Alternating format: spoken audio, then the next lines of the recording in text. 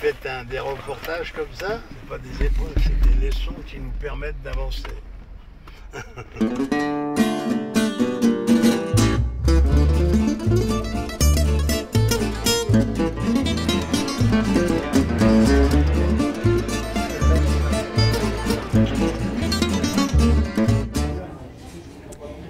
Je m'appelle Karine Champagne et j'ai vraiment choisi d'aller au bout de ma propre ambition.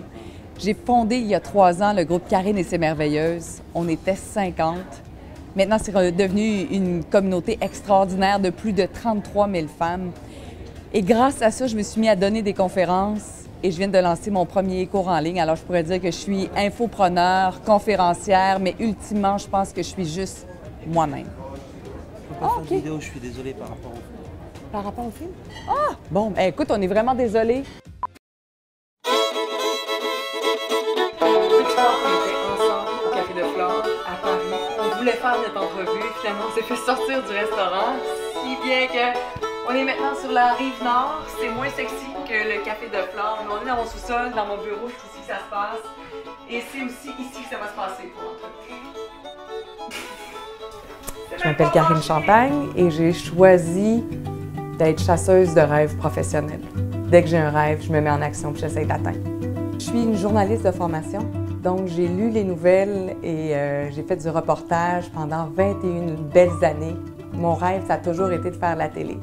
Par contre, à un moment donné, dire les mauvaises nouvelles ou donner des scores de hockey, c'est devenu quelque chose qui ne m'allumait plus.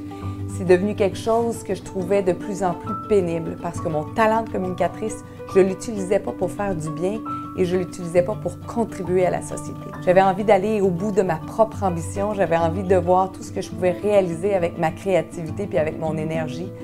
Donc, j'ai décidé à un moment donné de faire le grand saut, de donner ma démission. Alors que tout le monde dit « T'es folle, ça n'a pas de bon sens, t'as une super job, une permanence, des assurances, de la visibilité, 6 semaines de vacances. » Oui, mais c'est pas ça que je veux. Ce n'est plus ça que je veux. Je pense que la dépression était un signal clair, un rituel de passage obligatoire pour que je comprenne qu'il fallait que j'aille vers une autre avenue.